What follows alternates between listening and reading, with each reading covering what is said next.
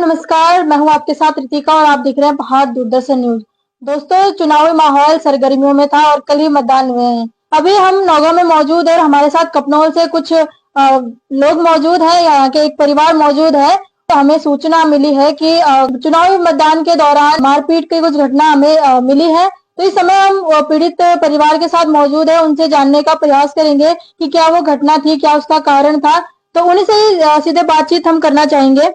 पहले हम उनके पास जाना चाहेंगे जिनके साथ ये घटना हुई है, क्या कुछ ये पूरा मामला है, उनसे जानने का प्रयास करेंगे। क्या कुछ ये घटना थी, क्या आप पूरा वर्णन इसका घटना कुछ नहीं थी। हमारे यहाँ एक लेडीज थे, वो मेरे को भाई बोलती है। मैं आया ऊपर से तो भाई चाय पे लो। तो जैसे मैं उसके यहाँ गया चाय पीने, तो मैं जैसे नीचे बैठा वो ऐसे है जो लौंडा है बाहर से, और उसने है जो मेरे सीधे वार कर दिया मेरे पे। यहाँ ये देख रहे हैं आप लोग, सीधे वार कर दिया मेरे, 2-3 मारा उसने। तो उसके बाद है जो मैं बेहोशी हो गया हूँ।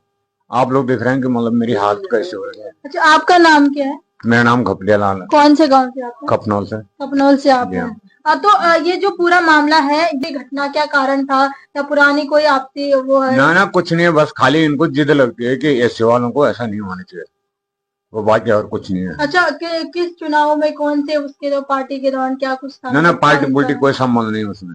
अच्छा, बस प्रधान के चुनाव के दौरान था? हाँ, प्रधान के चुनाव के। अच्छा, कपनौल गांव में प्रधान के चुनाव के दौरान। हाँ। तो जब वो घटना हुई तो कैसे कैसे हुआ, क्या चीज था, या पहले से आपसे? ना कुछ नहीं, हमारा पहले से क्या लेने देना उससे।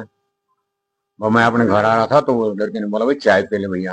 तुम जैसे मैं चाय पीने गए वहाँ, वैसे है जो उसने मेरे पे वार कर दिया।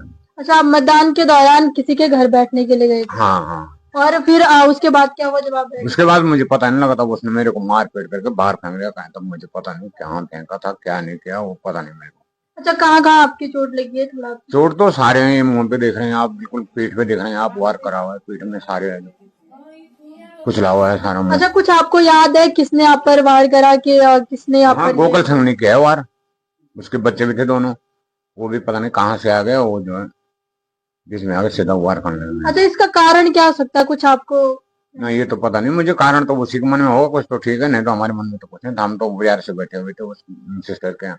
जब आपके साथ ये मारपीट हुई थी उसके बाद आप कहाँ गए, क्या कुछ करा? कुछ नहीं हुआ। उसके बाद मुझे सेक दे फेंक दिया उन्होंने कहा है।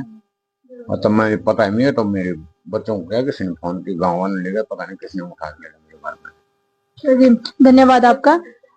अभी हम उस परिवार के साथ मौजूद हैं जो यहाँ पर जिनके साथ ये घटना हुई है मारपीट की। तो मतदान के दौरान मतदान के बाद की ये घटना बताई जा रही है, जिसमें जो व्यक्ति हैं वो किसी के घर बैठने जा रहे थे और लोग जो मारने वाले हैं वो पीछे से आकर के पीछे से वार करते हैं।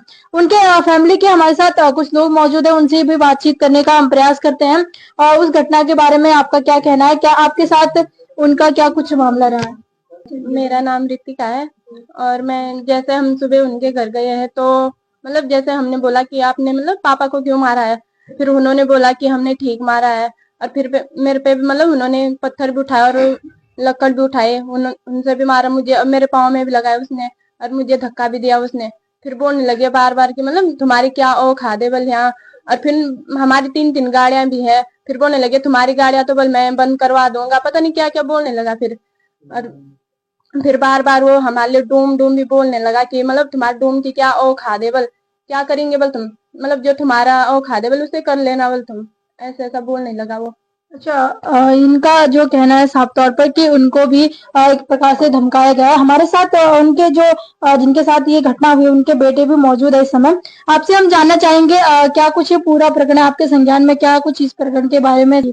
मुझे कॉल आया था ना, मतलब 6-7 बजे किसी दोस्त ने मुझे फोन किया था, तभी मैं ऊपर गया था। उन्होंने बोला कि तेरा पापा यहाँ पे गिर रखा है। मैं जब गया था तो वहां पे मतलब पूरा घायल हो रखा था मेरा पापा। तब मैंने उसके बाद अपने पापा को उठा के लाया घर पे। और तो फिर जब आपने घर लाए उसके बाद आपने हॉस्पिटल उनको लेके?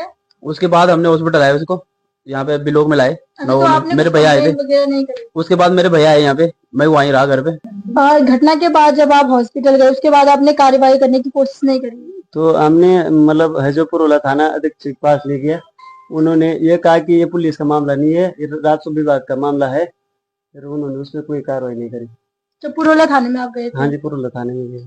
और उसके बाद आप दूसरे थाने में नहीं, कहीं नहीं गए। तो राजस्व विभाग के पास नहीं गए आप?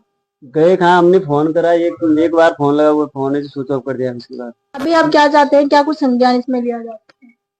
हमें इसका इंसाफ मिलना चाहिए। हमारे पे मारपीट करी है, वो सुबह भी हमारे घर भी आए, फिर बोला कि तुम्हारे बाप से जो होगा वो तुम अलग करके दिखाना।